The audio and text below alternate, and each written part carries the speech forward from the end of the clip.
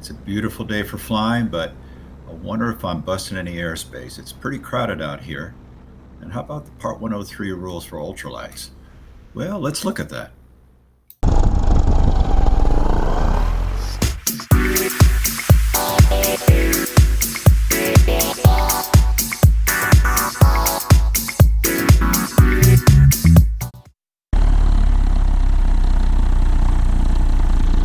Oh boy.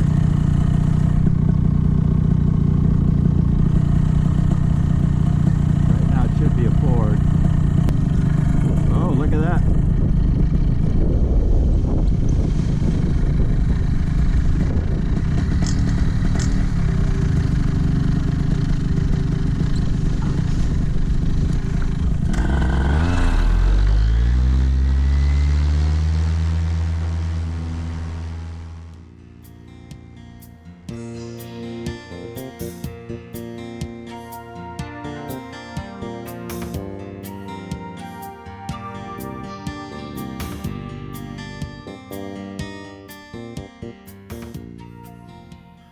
So we've just taken off from one of our favorite spots inland, but not too far for the coast. So we're going to head over to the coast, do some sightseeing, and then come back. This is an app I've used to show me the San Diego terminal air chart. It's not legal for piloting in general aviation, but I do have the regular chart that's put out periodically and updated. But you can see here that we're really surrounded by a lot of Class Bravo airspace. That H there with the sailplane is where we've taken off from. You can see that if we flew south, we'd be right at the surface of Class B airspace, and that is not a good thing. Even further south would be into Miramar, a military airbase, and that is a really bad thing. So if you didn't look at your chart, you could get a real surprise from the FAA or the military. Another thing to watch for are certain restrictions at times for the airspace you normally can fly in. These notice to airmen let you know that somebody really important is visiting and you're not allowed in that same airspace. So don't get caught off guard. Check these anytime you go flying, especially in any airspace that can get crowded, such as the San Diego airspace where I fly from. So as you all know, we have this alphabet soup of airspace: Class Bravo, Charlie, Delta. We have Class E airspace, and then G airspace, which is basically go for it, unrestricted in the sense that there's no air traffic control, very minimal cloud clearances, and that can vary. It can be starting at 700 feet and below is Class G. It can be 1,200 feet below, and you'd look at your chart and see, oh yeah, that magenta line inside of that means that Class G is 700 and below. So just something to know, again, it's all about cloud clearances between the G and E airspace. In G, you can basically stay just clear of those clouds, don't fly in them, and keep a visual reference to the ground.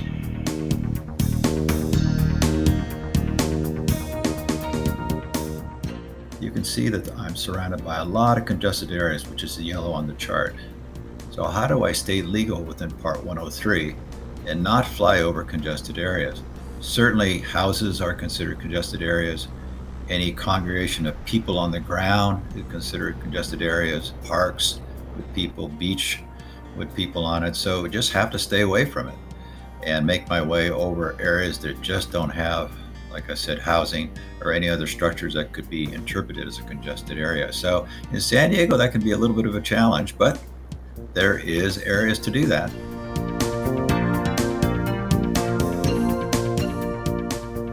I think there also is something else that a lot of paramotor pilots get confused about, and that they'll say, well, I was okay because I was 500 feet over that structure, so I'm legal. But we're not under Part 91 general aviation rules. We're under Part 103, and it is not legal to fly over a congested area at any altitude. And though for 5,000 feet, yeah, we're probably not going to be noticed, but the point is, to be legal, we can fly next to a structure, we can fly right off the ground in Class G airspace, and be right next to a structure as long as we don't fly over it. Now that is probably going to piss off a lot of people. I would not encourage you to do that, because though the FAA controls the airspace, your local county, municipality, city can control where you can take off from. So Stay a good neighbor. Don't fly right next to a lot of structures.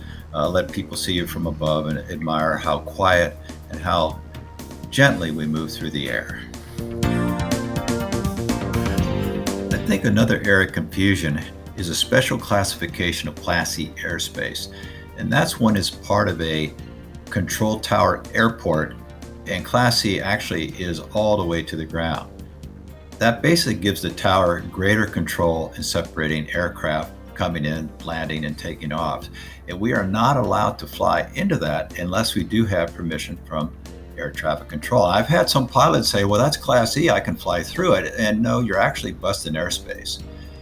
If you get permission from air traffic control, that's no problem. And I've actually gotten air traffic control permission to enter and exit in order to land and to take off within a Class D airspace, and they have been more than happy to help me out. Actually, they've been great. So thank you, Palomar Airport, for being so gracious and accommodating us lowly little paramotor pilots. Actually, they're quite interested in what we're doing, and it was a real pleasure to work with basically my local FSDO and getting permission to fly in and out of Palomar Airport.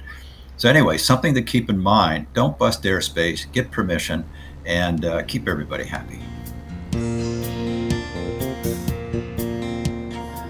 When I was first learning to be a general aviation pilot, this was back right around the 1990s, one of the things I saw as a challenge was all the radio chatter in San Diego. Boy, it is a busy aviation area, and I said, I am never going to learn to talk on the radio, and what the heck are they saying? I don't understand anything. And after a while, like anything you learn, you understand there's a method to all this madness, and it actually becomes kind of fun. But after a while, that fun becomes a little nerve-wracking. And so it's nice as a paramotor pilot to fly. All you have is that sound of the engine. If you turn that off for a little while, it's super quiet and it's very relaxing. So I know all around me there's aircraft, and I've got to look out for them, but boy, I don't have that chatter in my headphones anymore. So I've been flying for about an hour and a half, and I've used the same route to go out to the coast and back again.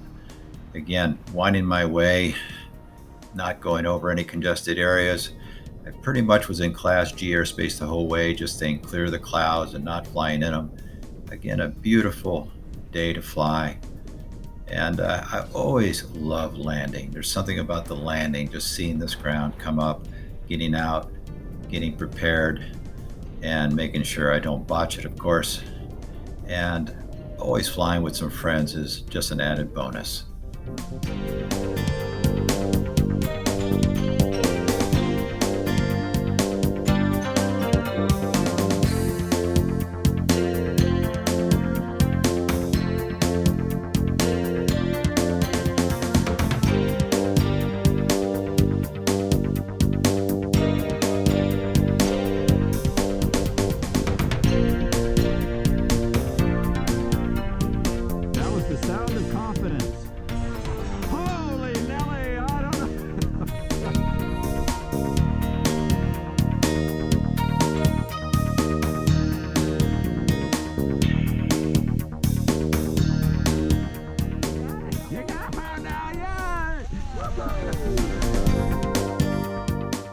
Yes, we do have fun when we fly together, and this was another beautiful flight.